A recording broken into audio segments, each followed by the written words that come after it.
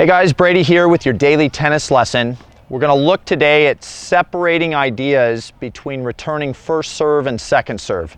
I think it's common to be on the returner side of the court and be in kind of a singular mindset about just getting the ball back. But if you guys are out there and you start to have little differences that you can make between returning first and second serve, it improves your chances of hitting great returns immensely. So let's look at the first serve.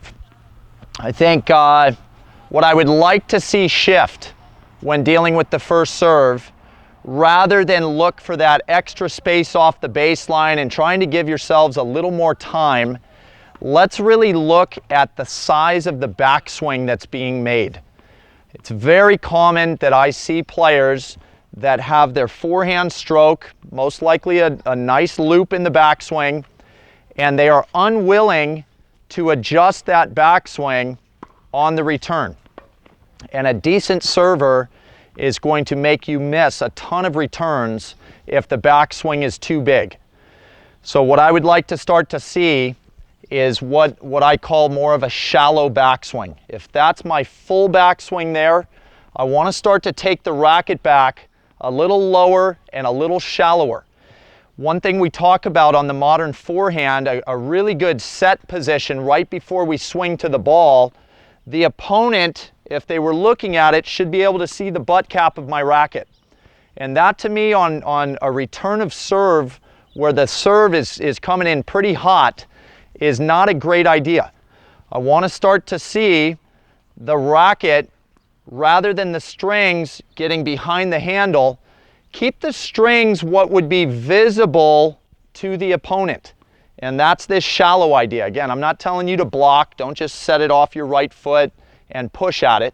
Take the racket behind your hip, but rather than release the strings back, keep that racket head in a position where if your opponent needed to see your strings, they could. And that way, the distance between my backswing and contact is now shorter. And with the amount of pace we're probably being given on most first serves these days, it's okay that the backswing is shorter because the ball coming in is going to provide pace for us. And the general main theme here on the return of serve is that we want to be striking that return in front of our body, whether we're open stance and we're meeting it just outside of that left foot or stepping into the ball and trying to catch it a little bit sooner. The real return miss is the big backswing on the first serve and getting stuck behind the body. So start to utilize more of this shallow backswing here.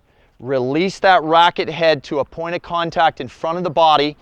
And you know, you guys could almost think of this as a shallow to shallow swing because I don't even need a full release on my follow through. It's very, very kind of okay in my book off a short backswing, getting into a good point of contact against a nice serve. Just release the racket head forward. Don't worry about the super traditional finish here.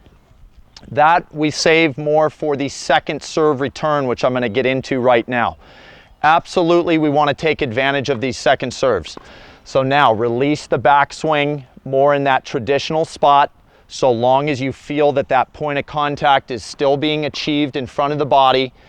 And I definitely like to see off the second serve return more of that traditional follow through where you guys are having to generate more of your own pace because the server did not provide it for you. All right, very, very common mistake that's being made is that just standard stroke that we use from the baseline in every situation, and it's got to change on the return of serve. We've got to cut down the stroke a little bit to handle these first serves that are coming in so much bigger these days. All right, so that's all I got for you today. Hope that was super helpful. Please click like below this video, and if you happen to be watching on YouTube, please subscribe to our channel, as well as check down below me in the description of this video. You'll find the link to 3 free courses we've put together. Put a nice amount of work into those. I think you'll really like them. All right, so until next time, be well. We'll see you soon.